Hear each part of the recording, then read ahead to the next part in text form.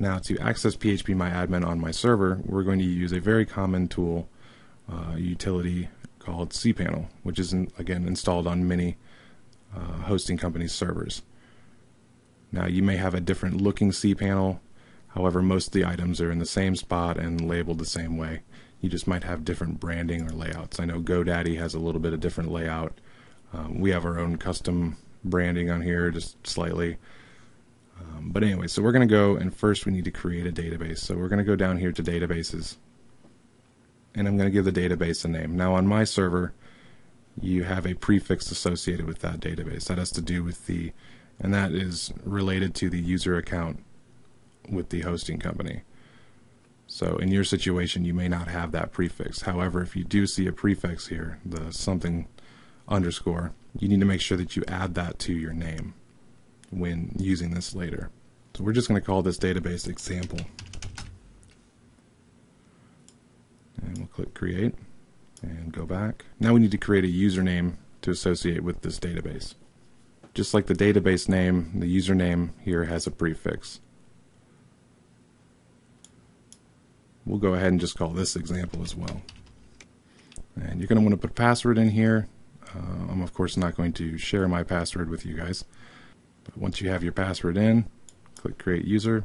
Now we did have a confirmation screen that came up with my password listed in it, and I had to click go back. I'm not going to show that screen. So now that we have our database created, which is dcom_example, we also created a user with that same name, dcom_example, and now we just need to tell MySQL this user is associated with this database. So we're going to choose from the user list here and choose from the database list here, and we're going to go ahead and click add. Now here it's asking us what kind of privileges we want to give this user, and for this example we're going to go ahead and choose all privileges.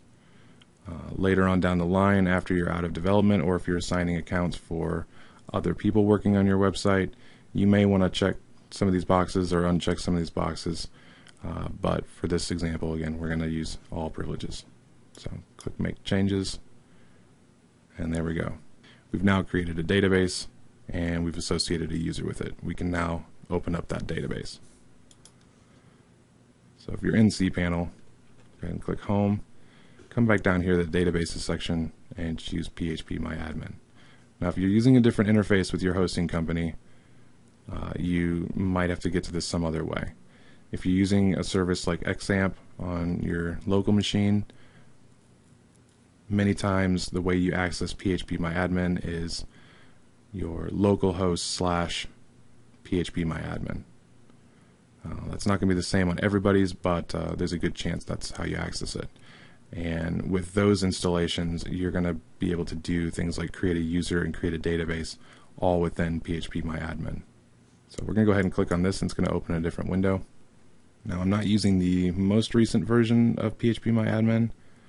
However, I am using a more recent one, and I will right off the bat tell you there's a feature in here that I cannot stand. So if I click on more settings and go to features here, I'm going to turn off enable Ajax. The thing that this does that drives me nuts is whenever I want to insert data into a table or create a table, it usually brings up a pop-up window that is too small, and to me scrolling horizontally is a real pain in my neck, so I just choose to turn this off.